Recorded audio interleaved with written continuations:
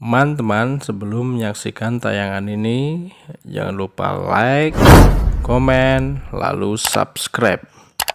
Bagi yang sudah subscribe, semoga beruntung selalu. Amin. Ini perumpamaan, sama kayak Hamzah Fansuri kemarin. Karena kemarin saya ngangkat perumpamaan, kita juga ngangkat perumpamaan dari Sunan Kalijogo. Ada banyak. Malam ini saya bawa dua. Saya bawa cangkul sama luku, alat untuk membajak. Ya, bajak sawah bukan bajak laut. Nanti bajak laut beda. Mungkin bisa membayangkan ya alat bajak itu yang bentuknya, yang tani mesti ngerti lah.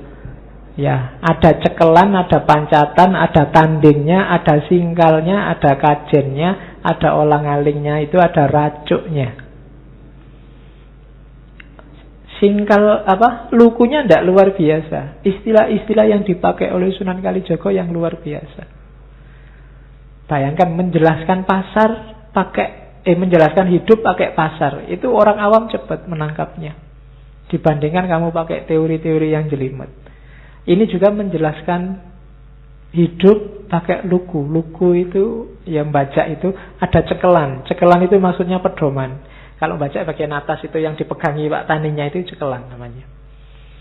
Setelah cekelan ada pancatan. Pancatan itu tempatnya Pak kaki. Telapak kaki nangkring itu pancatan namanya. Terus tanding. Tanding itu pasaknya yang diikat di bagian masuknya singkalnya itu namanya tanding. Terus ada singkal. Singkal itu yang bagian balik tanah dari, nah itu namanya singkal. Yang bikin binatangnya agak seret itu kan singkalnya, karena dia harus balik tanah. Terus ada kajen. Kajen itu mata singkal. Mata singkal itu yang tajam, yang itu namanya kajen. Terus ada olang-aling yang panjang itu. Terus ada racuk. Racuk itu biasanya yang nanti ujungnya di gegernya binatangnya, modelnya melengkung ke atas gini. Ya punggung ya, geger. Jadi itu namanya racuk. Cekelan itu pedoman yang jelas. Kalau pancatan itu tumpuan, amalan. Jadi cekelan itu simbol dari pedoman. Hidup itu butuh pedoman. Setelah punya pedoman, pancatan diamalkan. Jangan didiemin aja. Ilmumu banyak, bagus-bagus, amalkan. Kalau tidak begitu, tidak ada gunanya. Nah, semakin luas wawasanmu, butuh tanding. Tanding itu, ada banyak alternatif. Bisa ini, bisa itu. Pilihlah yang paling tepat. Jangan sampai keliru. Karena kalau keliru nanti tersesat. Nah, itu tanding namanya. Terus ada singkal.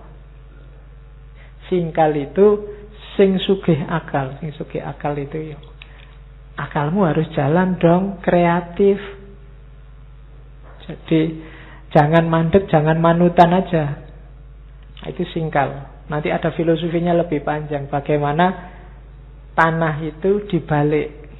Yang tidak kreatif, yang mati ditaruh di bawah, yang subur ditaruh di atas. Jadi kalau kamu tidak kreatif, kamu akan dibalik oleh singkal. Kamu akan ditindas oleh orang-orang yang kreatif, yang akalnya jalan. Itu singkal. Terus ada kajen. Kajen itu dari kata kasawijen. Jadi fokus. Biar singkal, tanding, pancatan, cekelan efektif, harus fokus. Kalau nggak fokus nanti nggarap sawahnya orang lain. Iya. Sukanya nyeramai orang, dia sendiri rusak. Tidak bisa, harus kajen, harus fokus, bersatunya pikiran, perbuatan, dan cita-cita. Jangan lupa ada olang-aling. Dalam hidup itu banyak penghalang. Karena itu pada akhirnya semuanya adalah racuk. Racuk itu mengarah ke pucuk. Ya. Itu mungkin yang dipakai jargon oleh teh itu. Mengarah ke pucuk. Yo kamu saya ini bikin teh mereknya racuk. Ya, mengarah ke pucuk. Maksudnya apa? Orientasi dari semua yang kita lakukan itu tetap harus ilaihi roji'un, kepada Allah, ngarah ke puncak. Nah itu lugu. Itu kalau ndak orang cerdas luar biasa susah bikin analogi. Ndak cuma memaknai tapi bikin sealat-alatnya. Nah itu Sunan Kalijaga. Saya bawa juga cangkul. Cangkul itu kan komponennya 3. Paculnya, bawaknya, sama dorannya. Pacul itu ya yang tajamnya itu yang dipakai macul.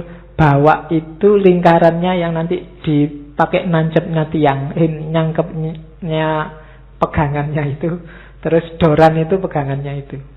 Itu juga istilahnya istilah filosofis. Pacul itu adalah ngipatake barang kang mecucul. Ada yang bilang ngipatake barang yang muncul, menyingkirkan yang jelek-jelek. Jadi dalam hidup kita harus punya pacul, harus punya mekanisme untuk menyingkirkan nafsu, menaklukkan yang jelek-jelek. Kalau kita tidak punya pacul, hidup kita akan rusak. Karena kejelekan pasti datang. Apakah itu pikiran jelek, niat jelek, keinginan jelek. Kalau kita tidak punya mekanisme menyisihkan yang jelek, maka hidup kita akan rusak. Kita harus punya pacul. Nah, untuk bisa sukses, kita tidak boleh males.